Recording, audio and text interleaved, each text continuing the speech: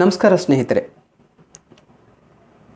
ಎಲ್ಲದಕ್ಕಿಂತ ವಿಶೇಷವಾಗಿ 2017 August 20ರಂದು KS ಪೂರ್ವವಾಯು ಪರೀಕ್ಷೆ ಬರೆಯಲು ಸನ್ನದ್ಧರಾಗ್ತಾ ಇರ್ತಕ್ಕಂಥ ಯಾವತ್ತೂ ನನ್ನ KS ಆಕಾಂಕ್ಷಿಗಳಿಗೆ, ಅದಕ್ಕಿಂತಲೂ ಹೆಚ್ಚಾಗಿ ಹೇಳಬೇಕೆಂದರೆ ನನ್ನ ಭಾವಿ KS ಅಧಿಕಾರಿಗಳಿಗೆ ನನ್ನ ಹೃದಯಪೂರ್ವಕ ನಮನಗಳು. ಸ್ನೇಹಿತರೆ, ನಾನು ನಿಮ್ಮೆಲ್ಲರ ಪ್ರೀತಿಯ ಶಂಕರ್ ಜಿ ಬೆಳುಬ್ಬಿ, ಮೂಲತಃ ವಿಜಯಪುರ ಜಿಲ್ಲೆಯ ಬಸವನಬಾಗೇವಾಡಿ ತಾಲೂಕಿನ ಹಳ್ಳದಗೆಣ್ಣೂರು ಎಂಬ ಪುಟ್ಟ ಗ್ರಾಮದಿಂದ ಬಂದವನು. ತಮಗೆಲ್ಲ ಗೊತ್ತಿರುವ ಹಾಗೆ 2014ನೇ ಸಾಲಿನ KS ಬ್ಯಾಚ್ನಲ್ಲಿ ಅಸಿಸ್ಟೆಂಟ್ ಕಮಿಷನರ್ ಆಫ್ ಕಮರ್ಷಿಯಲ್ ಟ್ಯಾಕ್ಸ್ನಲ್ಲಿ ರಾಜ್ಯಕ್ಕೆ 16ನೇ ರ್ಯಾಂಕ್ನೊಂದಿಗೆ ಆಯ್ಕೆಯಾಗಿದ್ದು ತಮಗೆಲ್ಲ ತಿಳಿದಿರುವ ವಿಷಯ. ಅದರ ಬೆನ್ನಲ್ಲೇ ಮತ್ತೊಂದು KS ಅಧಿಸೂಚನೆ ಹೊರಡಿಸಿರೋದು ನಮಗೆಲ್ಲರಿಗೂ ಬಹಳಷ್ಟು ಖುಷಿ ಕೊಡ್ತಕ್ಕಂಥ ಒಂದು ವಿಷಯ. ಆ ಒಂದು ಪೂರ್ವಭಾವಿ ಪರೀಕ್ಷೆ ಇದೇ 2017 ಆಗಸ್ಟ್ 20ರಂದು ಇದೆ. ಸ್ನೇಹಿತರೆ, ಈ ಎಕ್ಸಾಮ್ ಉಳಿದಿದ್ದು ಇನ್ನು ಕೇವಲ 20 ದಿನ. ಈ 20 ದಿನದಲ್ಲಿ ನಾವು ಯಾವ ರೀತಿ ಕೊನೆಯ ಹಂತದ ಸಿದ್ಧತೆ ಮಾಡ್ಕೋಬೇಕು ಅನ್ನೋದ್ರ ಕುರಿತಾಗಿ ನಾನು ನಿಮ್ಮ ಜೊತೆ ನನ್ನ ಅನುಭವಗಳನ್ನು ಅಥವಾ ನನ್ನ ಅನಿಸಿಕೆಗಳನ್ನು ತಾವು ಅನುಮತಿ ಕೊಡುವುದಾದರೆ ಮಾತ್ರ ಹಂಚ್ಕೊಳ್ಳಿಕ್ಕೆ ಇಷ್ಟಪಡ್ತಾ ಇದ್ದೀನಿ. ಬಹಳ ಖುಷಿ ಕೊಡುವಂಥ ವಿಷಯ ಏನಂದರೆ, ತಾವೆಲ್ಲರೂ ಬಹಳ ಪುಣ್ಯವಂತರು ಅನ್ಕೋತೀನಿ ನಾನು. ನಿಮಗೆ ಕೊರತೆ ಇಲ್ಲ, ಮಟೀರಿಯಲ್ಸ್ ಕೊರತೆ ಇಲ್ಲ, ಸಾಧಕರ ಕೊರತೆ ಇಲ್ಲ, ಅವರ ಅನುಭವಗಳ ಕೊರತೆ ಇಲ್ಲ, ಜೊತೆಗೆ ಬೆಂಬಲ ಮತ್ತು ಪ್ರೋತ್ಸಾಹದ ಕೊರತೆ ಇಲ್ಲ. ಈ ಪ್ರೋತ್ಸಾಹದ ಜೊತೆಗೆ ನಿಮ್ಮ ಒಂದಿಷ್ಟು ಉತ್ಸಾಹ ಸೇರಿದರೆ, ಪ್ರೋತ್ಸಾಹದ ಜೊತೆಗೆ ನಿಮ್ಮದೊಂದಿಷ್ಟು ಉತ್ಸಾಹ ಇದ್ದರೆ ಎಂತಹ ಒಂದು ಉತ್ಸವ ಕೂಡ ಮಾಡ್ಬೋದು ನಾವು. ಎಂಥ ಉತ್ಸವಪ್ಪ ಅಂದರೆ KS ಅನ್ನುವಂಥ ಒಂದು KS ಯಶಸ್ಸು ಅನ್ನುವಂಥ ಒಂದು ಉತ್ಸಾಹ ಅಥವಾ ಉತ್ಸವವನ್ನು ಸೆಲೆಬ್ರೇಟ್ ಮಾಡಿಕೊಳ್ಳಿಕ್ಕೆ ನಾವೆಲ್ಲರೂ ಕಾತುರದಿಂದ ಕಾಯ್ತಾ ಇದ್ದೇವೆ. ನಿಮಗೆ ನಾನು ಒಂದಿಷ್ಟು ಕೊನೆಯ ಹಂತದಲ್ಲಿ ನಿಮಗೇನು ಗೊಂದಲಗಳಿದ್ದಾವೆ ಅವುಗಳನ್ನು ಬಗೆಹರಿಸೋದ್ರ ಜೊತೆಗೆ ಒಂದಿಷ್ಟು ಮಾರ್ಗದರ್ಶನ ಮಾಡಲಿಕ್ಕೆ ತಯಾರಿದ್ದೀನಿ. ಅದರಲ್ಲಿ ಮೊದಲನೇದಾಗಿ ಸ್ನೇಹಿತರೆ, ನೀವು ಓದ್ತಾ ಇದ್ದೀರಿ. ಬಹಳ ಜನ ಫೋನ್ ಮಾಡ್ತಾ ಇರ್ತಾರೆ, ಸರ್ ನನಗೆ ತುಂಬ ಓದ್ತಾ ಇದ್ದೀನಿ, ಆದರೆ ಏನು ಮಾಡೋದು, ಮರೆತು ಬಿಡ್ತಾ ಇದ್ದೀನಿ, ಮರೆವಾಗ್ತಾ ಇದೆ ಸರ್ ನಾನು ಓದಿದ್ದು ನೆನಪೇ ಉಳಿತಾ ಇಲ್ಲ. ಇನ್ನು ಎಷ್ಟೋ ಜನ ಫೋನ್ ಮಾಡ್ತಾರೆ, ಸರ್ ನನಗೆ ಓದಿದ್ರು ತಿಳಿತಾ ಇಲ್ಲ.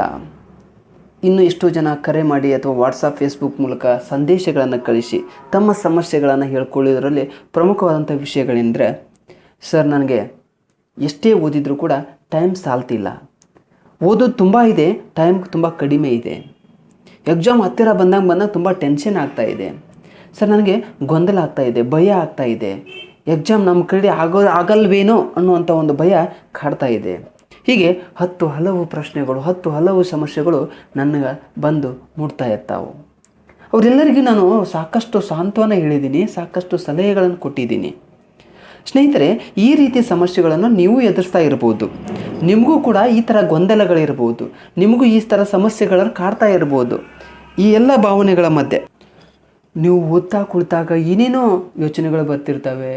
ಏನೇನೋ ಸಾಕಷ್ಟು ನಾನು ಓದೋಕ್ಕಾಗಲಿಲ್ವಲ್ಲ, ಇಷ್ಟೊಂದು ವಿಷಯಗಳಲ್ಲಿ ನಾನು ಇನ್ನೂ ಹಿಂದೆ ಉಳಿದಿದ್ದೀನಿ, ನಮ್ಮ ಸ್ನೇಹಿತ ಅಷ್ಟೊಂದು ಓದಿದ್ದಾನೆ, ಅವ್ರಿಗೆಲ್ಲ ಇಷ್ಟೆಲ್ಲ ನೋಟ್ಸ್ ಕೊಟ್ಟಿದ್ದಾರೆ, ಅವ ಕೋಚಿಂಗ್ ಹೋಗಿ ಬಂದಿದ್ದಾರೆ, ಅವರೆಲ್ಲ ತರಬೇತಿ ಪಡ್ಕೊಂಡಿದ್ದಾರೆ, ನನಗೇನೂ ಇಲ್ಲ, ಅಥವಾ ನಾನು ತರಬೇತಿ ಟ್ರೈನಿಂಗ್ ತೊಗೊಂಡ್ರೂ ಕೂಡ ನನಗಲ್ಲಿ ತಿಳಿದಿಲ್ಲ. ಈ ಥರ ಎಲ್ಲ ಸಮಸ್ಯೆಗಳು ನಿಮ್ಮನ್ನು ಕೂಡ ಕಾಡ್ತಾ ಇರ್ಬೋದು. ಸ್ನೇಹಿತರೆ, ಒಂದು ಮಾತ್ರ ಸತ್ಯ, ನಿಮಗೆ ಫ್ರೀ ಆ್ಯಂಡ್ ಫ್ರ್ಯಾಂಕಾಗಿ ಹೇಳಬೇಕಂದ್ರೆ, ನಿಮಗೆ ಕಾಡ್ತಾ ಇರ್ತಕ್ಕಂಥ ಗೊಂದಲ, ನಿಮಗೆ ಬರ್ತಕ್ಕಂಥ ಭಯ, ಇದು ಸಾವಿರಾರು ಜನರಿಗೆ ಅಥವಾ ಸಾಕಷ್ಟು ಆಕಾಂಕ್ಷಿಗಳಿಗೆ ಯಾರು ಪರೀಕ್ಷಾ ತಯಾರಿ ನಡೆಸ್ತಾ ಇದ್ದಾರಲ್ಲ ಅವ್ರಿಗೆಲ್ಲರಿಗೂ ಆಗ್ತಾ ಇರ್ತಕ್ಕಂಥ ಒಂದು ತಳಮಳ ಅವ್ರಿಗೂ ಕೂಡ ಆಗ್ತಾ ಇದೆ. ನಿಮಗೆ ಹೇಗೆ ಭಯ ಕಾಡ್ತಾ ಇದೆ ಅವ್ರಿಗೂ ಭಯ ಇದೆ. ಎಲ್ಲೋ ಬೆರಳೆಣಿಕೆ ಅಷ್ಟು ಜನರಿಗೆ ಮಾತ್ರ ಭಯ ಕಾಡ್ತಾ ಇರದೇ ಇರ್ಬೋದೇನೋ, ಆದರೆ ಬಹುತೇಕರಿಗೆ ಕೂಡ ಇದೇ ಇರುತ್ತೆ. ಇದು ಕೇವಲ ನಿಮ್ಮೊಬ್ಬರ ಸಮಸ್ಯೆ ಅಲ್ಲ, ಇದು ನಿಮಗೆ ಮಾತ್ರ ಆಗ್ತಕ್ಕಂಥ ಸಮಸ್ಯೆಯೂ ಅಲ್ಲ, ಎಲ್ಲರಿಗೂ ಇದೆ. ಯಾಕಂದರೆ ಸಿಲೆಬಸ್ ತುಂಬ ಹೆವಿ ಇದೆ, ಬಹಳಷ್ಟು ಓದೋದಿದೆ. ನಾವು ಸುಮಾರು ದಿನಗಳಿಂದನೇ ತಯಾರಿ ಮಾಡಿದರೆ ಇದು ಕಷ್ಟ ಅನಿಸ್ತಿರಲಿಲ್ಲ. ನಾವು ಇತ್ತೀಚೆಗೆ ಅಂದರೆ ಎಕ್ಸಾಮ್ ನೋಟಿಫಿಕೇಷನ್ ಬಿಟ್ಟರು, ನೆಕ್ಸ್ಟ್ ನಾವೆಲ್ಲರೂ ಸೆಲೆಕ್ಷನ್ ಆದ್ವಿ, ನಿಮಗೊಂದು ಇನ್ಸ್ಪೈರ್ ಆಯಿತು, ನಾನು ಓದಬೇಕನ್ನುವಂಥ ಆಸೆ ಆಯಿತು, ಒಮ್ಮಿಂದೊಮ್ಮೆ ತಯಾರಿ ನಡೆಸ್ಲಿಕ್ಕೆ ಸ್ಟಾರ್ಟ್ ಮಾಡಿದ್ದೀವಿ. ಹೀಗಾಗಿ ಎಲ್ಲರಿಗೂ ಕೂಡ ನಮಗೆಲ್ಲರಿಗೂ ಆಗ್ತಾ ಇರ್ತಕ್ಕಂಥ ಸಮಸ್ಯೆ ಅದು ನಿಮ್ಮ ಒಬ್ಬರಿಗೆ ಸಮಸ್ಯೆ ಅಲ್ವೇ ಅಲ್ಲ. ಫಸ್ಟ್ ಇದು ನಿಮ್ಗೆ ಸ್ಪಷ್ಟವಾಗಿ ಗೊತ್ತಿರಲಿ. ಸ್ನೇಹಿತರೆ, ಈಗಾಗಲೇ ತಾವು ಎಲ್ಲ ವಿಷಯಗಳನ್ನು ಓದಿ ಅರಗಿಸ್ಕೊಂಡು ಬಿಟ್ಟಿದ್ದೀರಿ. ಈ ಕೊನೆ 20 ದಿನ ಉಳಿದಿದೆ, ಆಗಸ್ಟ್ 1ರಿಂದ ಆಗಸ್ಟ್ 20ರವರೆಗೆ ನಾವು ಯಾವ ರೀತಿ ರೆಡಿ ಆಗಬೇಕು ಅನ್ನೋದಕ್ಕೆ ವಿಷಯಕ್ಕೆ ಬಂದುಬಿಡೋಣ ನೇರವಾಗಿ. ಈ 20 ದಿನದಲ್ಲಿ ನಾವು ಏನನ್ನೂ ಓದಲೇಬಾರ್ದು. ಫಸ್ಟ್ ಆಫ್ ಆಲ್ ತಿಳ್ಕೊಬೇಕಾಗಿದ್ದು ನಾವು ಓದುವಂಥ ಸಮಯ ಅಲ್ಲವೇ ಅಲ್ಲ. ಯಾಕಂದರೆ ನಮಗೆ ಉದ್ವೇಗಗಳಾಗ್ತಾ ಇದೆ, ಟೆನ್ಷನ್ ಆಗ್ತಾ ಇದೆ, ಇಲ್ಲಿ ಓದಿದರೆ ನೆನಪುಳಿಯೋದಿಲ್ಲ. ನಾವು ಮಾಡಬೇಕಾದಂಥ ಮುಖ್ಯವಾದಂಥ ವಿಷಯ ಏನಂದರೆ ಓದಿದ್ದನ್ನು ಪುನರಾವರ್ತನೆ ಮಾಡೋದು. ನಾವು ಅವುಗಳನ್ನು ರೀಕ್ಯಾಪ್ಚುಲೇಷನ್ ಮಾಡ್ಕೋಬೇಕು. ಇಲ್ಲಿ ರಿವಿಷನ್ ಟೈಮ್ ಇದು ಹೊಸ ವಿಷಯಗಳನ್ನು ಓದಿ ತಿಳ್ಕೊಳ್ಳುವಂಥ ಸಮಯ ಅಲ್ಲವೇ ಅಲ್ಲ. ಇದ್ರ ಜೊತೆಗೆ ಬಹಳ ಮುಖ್ಯವಾಗಿ ಗಮನಿಸಬೇಕಾಗಿದ್ದು, ನಿಮಗೆ ಯಾವಾಗ ಇಂಟ್ರೆಸ್ಟ್ ಬರುತ್ತೆ, ಯಾವಾಗ ಆಸಕ್ತಿ ಬರುತ್ತೆ ಆವಾಗ ಓದಿ ಅಥವಾ ಪುನರಾವರ್ತನೆ ಮಾಡ್ಕೊಳ್ಳಿ. ಹಿಂದೆ ಓದಿದ್ದನ್ನು ಒಂದು ಸಾರಿ ನೀವೇನು ಮಾಡಿರಿ, ಹೈಲೈಟ್ಸ್ ನೋಡ್ಕೊಳ್ಳಿ. ಜೊತೆಗೆ ಬೇಜಾರಾದಾಗ ಅಥವಾ ನಿಮಗೆ ಬಹಳಷ್ಟು ನಿದ್ದೆ ಬರುವಂಥ ಟೈಮ್ನಲ್ಲಿ ಮಧ್ಯಾಹ್ನ ಊಟದ ನಂತರ ಸ್ವಲ್ಪ ಏನಾಗ್ತೈತೆ, ನಮಗೆ ನಿದ್ದೆ ಬರೋ ಥರ ಆಗ್ತೈತಿ. ಅಂಥ ಸಂದರ್ಭದಲ್ಲಿ ಬರೆಯೋದನ್ನು ಪ್ರಾಕ್ಟೀಸ್ ಮಾಡಬೇಕು. ಇಲ್ಲಿ ನೀವು ಪ್ರಶ್ನೆ ಮಾಡ್ಬೋದು, ಸರ್ ನಾವು ಬರೆಯೋದಲ್ಲೇ ಇಲ್ಲಿ ಮುಖ್ಯ ಪರೀಕ್ಷೆ ಅಲ್ಲ, ಇದು ಪೂರ್ವಭಾವಿ ಪರೀಕ್ಷೆ ಇರೋದ್ರಿಂದ ಇರೋದಿಲ್ಲ ಅಂತ. ಬರೆಯೋದಂದರೆ ಎಸ್ಸೆ ಟೈಪ್ ಬರೆಯೋದಲ್ಲ, ನೀವು ಯಾವುದಾದ್ರೂ ಒಂದಿಷ್ಟು ಹಳೆಯ ಪ್ರಶ್ನೆ ಪತ್ರಿಕೆಗಳನ್ನು ಬಿಡಿಸುವಂಥ ಒಂದು ಹವ್ಯಾಸ ನಿಮಗೆ ಬರಬೇಕು. ಇದುವರೆಗೆ ಓದಿ ಎಲ್ಲವುಗಳನ್ನು ತಿಳ್ಕೊಂಡ್ಬಿಟ್ಟಿದ್ದೀರಿ ಅಥವಾ ಓದಿ ಮುಗಿಸಿದ್ದೀರಿ. ಇದು ಓದುವಂಥ ಟೈಮ್ ಅಲ್ಲ, ಈಗಾಗಲೇ ಓದಿದ್ದನ್ನು ನೀವು ಟೆಸ್ಟ್ ಮಾಡ್ಕೊಳ್ಳುವಂಥ ಸಮಯ. ನಾವು ಎಷ್ಟು ಓದಿದ್ದೀನಿ, ಯಾವ ವಿಷಯದಲ್ಲಿ ಯಾವ ರೀತಿ ಪ್ರಶ್ನೆಗಳು ಬರ್ತಾವೆ, ಹಾಗಾದರೆ ಈ ಹಿಂದೆ ನಡೆದಂಥ ಎಲ್ಲ ಪರೀಕ್ಷೆಗಳಲ್ಲಿ ಪ್ರಶ್ನೆಗಳು ಯಾವ ರೀತಿಯಲ್ಲಿ ಉದ್ಭವಿಸಿದ್ವು, ಆ ಪ್ರಶ್ನೆಗಳಿಗೆ ಆಯ್ಕೆಗಳು ಹೇಗಿರ್ತವೆ, ಆ ಆಯ್ಕೆಗಳನ್ನು ನಾವು ಯಾವ ರೀತಿಯಾಗಿ ಸರಿಯಾದ ಆಯ್ಕೆಯನ್ನು ಗುರುತು ಮಾಡೋದು ಹೇಗೆ, ಆಮೇಲೆ ಆ ಪರೀಕ್ಷಾ ಒತ್ತಡವನ್ನು ನಾವು ಹೇಗೆ ನಿಭಾಯಿಸಬೇಕು ಅನ್ನೋದು ಗೊತ್ತಾಗಬೇಕಾದ್ರೆ ಪ್ರಾಕ್ಟಿಕಲ್ ಆಗಿ, ನಾವು ಥಿಯರಾಟಿಕಲ್ ಗೊತ್ತಿದೆ ನಮಗೆ, ಪ್ರಾಕ್ಟಿಕಲ್ ಆಗಿ ನಾಲೆಜ್ ಬರಬೇಕಾದ್ರೆ ನಾವು ಇಳಿಬೇಕಾಗತ್ತೆ, ಫೀಲ್ಡ್ ವರ್ಕಿಗೆ ಇಳಿಬೇಕಾಗತ್ತೆ. ಅಂದರೆ ಹಳೆಯ ಪ್ರಶ್ನೆ ಪತ್ರಿಕೆಗಳನ್ನ ತೊಗೊಂಡ್ಬಿಟ್ಟು ನಿಮ್ಮದೇ ಆದಂಥ ಒಂದು ಕಚ್ಚಾ OMR ಶೀಟ್ ರೆಡಿ ಮಾಡ್ಕೊಳ್ಳಿ. ನಂಬರ್ ಹಾಕ್ಕೊಳ್ಳಿ, 1 to 100 ನಂಬರ್ ಹಾಕ್ಕೊಳ್ಳಿ, ಅದ್ರ ಮುಂದೆ ಸ್ಪೇಸ್ ಕೊಡಿ, ನಿಮ್ಮದೇ ಒಂದು OMR ಶೀಟ್ ರೆಡಿ ಮಾಡ್ಕೊಳ್ಳಿ.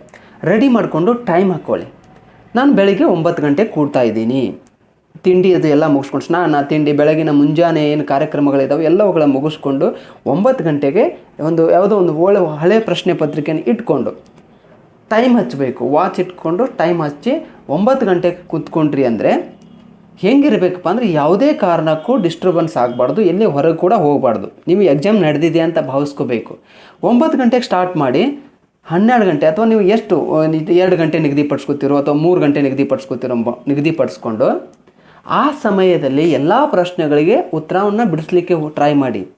ನಾವೆಲ್ಲ ಏನು ಮಾಡ್ತೀವಿ ಅಂದರೆ ಯಾವುದೋ ಒಂದು ಪ್ರಶ್ನೆ ಪತ್ರಿಕೆಯನ್ನು ತೊಗೊಂಡ್ಬಿಟ್ಟು ನಿಧಾನವಾಗಿ ಆಲೋಚನೆ ಮಾಡ್ತಾ ಅವುಗಳನ್ನು ಬಿಡಿಸ್ತೀವಿ. ಅಲ್ಲಿ ಏನಾಗ್ತೈತೆ ಅಂದರೆ ನಮಗೆ ಒತ್ತಡದಲ್ಲಿ ನಮ್ಮ ಮನಸ್ಥಿತಿ ಹೇಗಿರುತ್ತೆ, ಫ್ರೀ ಇದ್ದಾಗ ರಿಲ್ಯಾಕ್ಸ್ ಇದ್ದಾಗ ನಮ್ಮ ಮನಸ್ಥಿತಿ ಹೇಗಿರುತ್ತೆ, ಇವೆರಡರ ವ್ಯತ್ಯಾಸ ನಿಮಗೆ ಅವಾಗ ಪ್ರಾಕ್ಟಿಕಲಾಗಿ ಮಾಡುವಾಗ ಗೊತ್ತಾಗತ್ತೆ.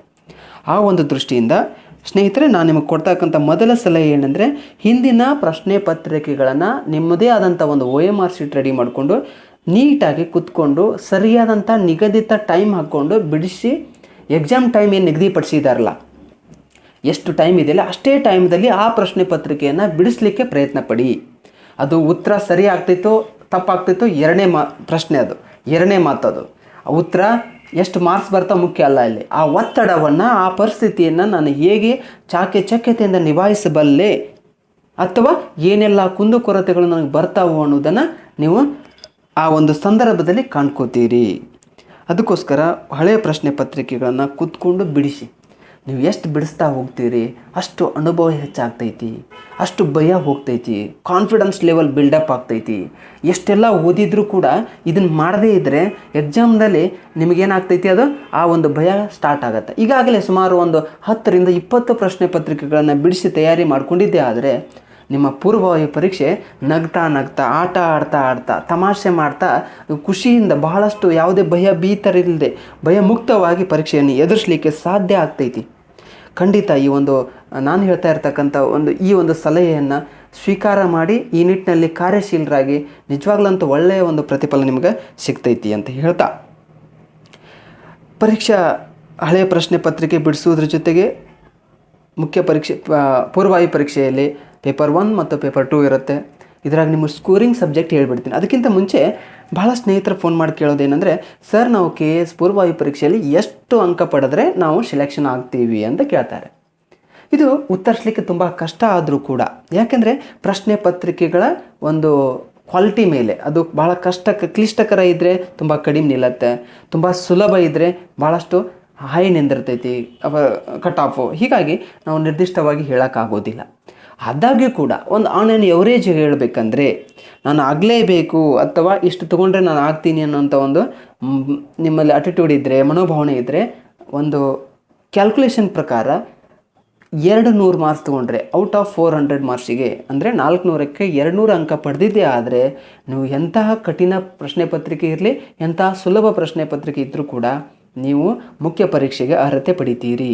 ಇನ್ನೊಂದು ಸಾರಿ ಹೇಳ್ತೀನಿ, 400ಕ್ಕೆ 200 ಅಂಕ ಪಡೀಲೇಬೇಕು. ಆದರೆ ನೀವು ಅನ್ಕೋಬೋದು 50% ಮಾಡಿದರೆ ಸಾಕಾ ಸರ್ ಅಂತ. ಹೌದು, 50% ಮಾಡಿದರೆ ಸಾಕು. ಯಾಕೆ ಇಷ್ಟು ಕಡಿಮೆ ನಿಲ್ಲತ್ತೆ ಅಂತ ಕೇಳಿದರೆ, ಇಲ್ಲಿ ನೆಗೆಟಿವ್ ಇರುತ್ತೆ, ಋಣಾತ್ಮಕ ಮೌಲ್ಯಮಾಪನ ಇರೋದರಿಂದ, ನೀವು ತಪ್ಪು ಉತ್ತರಕ್ಕೆ ನಿಮಗೆ ಪನಿಷ್ಮೆಂಟ್ ಇರೋದರಿಂದ ನಿಮ್ಮ ಒಂದು ಕಟ್ ಆಫ್ ಬಹಳಷ್ಟು ಕಡಿಮೆ ನಿಲ್ಲತ್ತೆ. ಸ್ನೇಹಿತರೆ, ನೀವು 200 ಮಾರ್ಕ್ಸ್ ತೊಗೊಳ್ಳುವಂಥ ಒಂದು ಎಬಿಲಿಟಿ ನಿಮ್ಮಲ್ಲಿದ್ದರೆ ಭಯ ಪಡೋಕ್ಕೆ ಹೋಗಬೇಡಿ. ಖಂಡಿತ ನೀವು ಮುಖ್ಯ ಪರೀಕ್ಷೆಗೆ ಓದಲಿಕ್ಕೆ ಸನ್ನದ್ಧರಾಗಿ. ಹಾಗಿದ್ರೆ ಈ 2 ಪತ್ರಿಕೆಗಳಲ್ಲಿ ನಮಗೆ ಸ್ಕೋರಿಂಗ್ ಪೇಪರ್ ಯಾವುದು? ಅದು ಅವರ ಒಂದು ಹಿನ್ನೆಲೆಯಿಂದ, ನೀವು ಹಿಸ್ಟ್ರಿ ಬ್ಯಾಕ್ಗ್ರೌಂಡ್ ಬರ್ಬೋದು, ಸೈನ್ಸ್ ಬ್ಯಾಕ್ಗ್ರೌಂಡ್ ಬರ್ಬೋದು, ಎಕನಾಮಿಕ್ಸ್ ಬ್ಯಾಕ್ಗ್ರೌಂಡ್ ಬರ್ಬೋದು, ಯಾವುದೇ ಬ್ಯಾಕ್ಗ್ರೌಂಡ್ ಬಂದರೂ ಕೂಡ ನನ್ನ ಪ್ರಕಾರ ಪೇಪರ್ 2 ಭಾಳಷ್ಟು ನಿಮ್ಮ ಸ್ಕೋರಿಂಗ್ ಸಬ್ಜೆಕ್ಟ್ ಅಂತ ನಾನು ಭಾವಿಸ್ತಾ ಇದ್ದೀನಿ. ಇದು ನನ್ನ ವೈಯಕ್ತಿಕ ಅಭಿಪ್ರಾಯ, ಇದು ಅಂತಿಮವಲ್ಲ. ಇದನ್ನು ತಾವು ಸ್ವೀಕಾರ ಮಾಡ್ಬೋದು ಅಥವಾ ಮಾಡದೇ ಇರ್ಬೋದು. ಯಾಕೆ ಪೇಪರ್ 2ನ ಹೇಳ್ತೀನಿ ಅಂದರೆ, ಇಲ್ಲಿ ನಿರ್ದಿಷ್ಟವಾದಂತಹ ತುಂಬ ಕಡಿಮೆ ಪಠ್ಯಕ್ರಮ ಇದೆ, ಕಡಿಮೆ ಸಿಲೆಬಸ್ ಇದೆ, ಕಡಿಮೆ ಓದುವಂಥ ವಿಷಯ ಇದೆ, ಹೆಚ್ಚು ಅಂಕಗಳಿದ್ದಾವೆ. ಪೇಪರ್ 1ದಲ್ಲಿ ಏನಾಗ್ತಾಯಿದೆ ಅಂದರೆ, ಮಾನವಿಕ ಶಾಸ್ತ್ರ ಅಂತ ಬರುತ್ತೆ, ತುಂಬ ವಿಷಯವನ್ನು ಒಳಗೊಂಡಂತಹ ಅತಿ ದೀರ್ಘವಾದಂಥ ವಿಷಯಗಳಿದ್ದಾವೆ. ಇತಿಹಾಸ ತೊಗೊಂಡ್ರೆ, ನೀವು ಭೂಗೋಳ ತೊಗೊಂಡ್ರೆ, ಇವೆಲ್ಲವುಗಳು ಏನಾಗ್ತವೆ ಅಂದರೆ ಹೇವಿ ಆಗಿಬಿಡತ್ತೆ. ಅಲ್ಲಿ ಭಾಳಷ್ಟು ಓದೋದಿರುತ್ತೆ, ಮಾರ್ಕ್ಸ್ ಮಾತ್ರ ಕಡಿಮೆ ಇದ್ದಾವೆ. ಇಲ್ಲಿ ಏನಾಗ್ತದೆ ನೋಡೋಣ ಅಂತ. ಪೇಪರ್ 2ದಲ್ಲಿ ಏನಾಗುತ್ತೆ ಅಂದರೆ, ನಿಮಗೆ ಈಗಾಗಲೇ ಗೊತ್ತಿರುವ ಹಾಗೆ ಮೆಂಟಲ್ ಎಬಿಲಿಟಿ 30 ಕ್ವಶನ್ಸ್ ಇರ್ತವೆ, ಅಂದರೆ 60 ಮಾರ್ಕ್ಸು. 30 ಕ್ವಶನ್ ಅಂದರೆ ಅದರಲ್ಲಿ ಮೋಸ್ಟ್ಲಿ ನನ್ನ ಪ್ರಕಾರ ಮೆಂಟಲ್ ಎಬಿಲಿಟಿಯಲ್ಲಿ 20 ರಿಂದ 25 ಕ್ವಶನ್ಸು, 25 ಟಾಪಿಕ್ಸ್ ಇರ್ತವೆ, 20 ರಿಂದ 25 ಟಾಪಿಕ್ಸ್ ಇರ್ತವೆ. ಅವೆಲ್ಲ ಟಾಪಿಕ್ಸ್ಗಳನ್ನು ನೋಡ್ಕೊಂಡ್ಬಿಟ್ರೆ, ಜಸ್ಟ್ ನೋಡಿರಿ, ವಿಚಾರ ಮಾಡಿರಿ, 20 ರಿಂದ 25 ಟಾಪಿಕ್ಸ್ ಓದೋದ್ರಿಂದ 30 ಕ್ವಶನ್ಸ್ ಬರ್ತವೆ. ಆದರೆ ಅಲ್ಲಿ ಹಾಗಿರೋದಿಲ್ಲ. ಮಾನವಿಕ ಶಾಸ್ತ್ರದಲ್ಲಿ ನೀವು ಸುಮಾರು ಚಾಪ್ಟರ್ ಓದಿದಾಗ ಒಂದು 10-15 ಕ್ವಶನ್ಸ್ ಬರ್ತವೆ. ಬಟ್ ಇಲ್ಲೇ ಹಾಗಲ್ಲ. ಮೆಂಟಲ್ ಎಬಿಲಿಟಿಯಲ್ಲಿ ಒಂದು 20-25 ಟಾಪಿಕ್ಸ್ ಓದ್ಕೊಂಡ್ಬಿಟ್ರೆ ಸಾಕು, 30 ಕ್ವಶನ್ಸ್ ಬೇಡ. ನಮಗೆ 30 ಟಾಪಿಕ್ಸ್ ಅಂದ್ಕೊಳ್ಳೋಣ, 30 ಟಾಪಿಕ್ಸ್ ಓದಿದರೆ 30 ಕ್ವಶನ್ ಬರ್ತವೆ. ಹೌದು, ಡೆಫಿನೆಟ್ ಕ್ವಶನ್ಸು. ನೆಕ್ಸ್ಟ್, ರಾಜ್ಯ ಮತ್ತು ಕೇಂದ್ರ ಸರ್ಕಾರದ ಯೋಜನೆಗಳ ಬಗ್ಗೆ ಜಾಸ್ತಿ ಒತ್ತು ಕೊಡಬೇಕಾಗತ್ತೆ ನೀವು. ಇಲ್ಲಿ ರಾಜ್ಯ ಸರ್ಕಾರದ ಯೋಜನೆಗಳಂತ ಅಷ್ಟೇ ಕೊಟ್ಟಾಗಿಯೂ ಕೂಡ ನೀವು ಹಿಂದಿನ ಪ್ರಶ್ನೆ ಪತ್ರಿಕೆಗಳನ್ನು ವಿಶ್ಲೇಷಣೆ ಮಾಡಿದಾಗ ನಿಮಗೆ ಗೊತ್ತಾಗಿರ್ತಕ್ಕಂಥ ವಿಷಯ ಏನಂದರೆ, ಕೇಂದ್ರ ಸರ್ಕಾರದ ಯೋಜನೆಗಳನ್ನು ಕೂಡ ಕೇಳಿದ್ದಾರೆ. ಜೊತೆಗೆ ಈ ಸೈನ್ಸ್ ಆ್ಯಂಡ್ ಟೆಕ್ನಾಲಜಿ ಭಾಳಷ್ಟು ಕಡಿಮೆ ವಿಷಯ ಒಳಗೊಂಡು ಅತಿ ಹೆಚ್ಚು ಅಂಕಗಳನ್ನು ಕೊಡ್ತಕ್ಕಂಥ ವಿಷಯ ಇದು. ನಾವು ಸ್ವಲ್ಪ ಇದೆ, ಅದು ಟೆಕ್ನಾಲಜಿ ಸಂಬಂಧಪಟ್ಟಂಗೆ ಮತ್ತು ಸೈನ್ಸ್ ಸಂಬಂಧಪಟ್ಟಂಗೆ ಮತ್ತು ಪರಿಸರ ಅಧ್ಯಯನ, ಒಂದು ಚೂರು ನೋಡ್ಕೊಂಡ್ಬಿಟ್ರೆ ತುಂಬ ಕಡಿಮೆ ಟಾಪಿಕ್ಸ್ ಇದ್ದಾವೆ.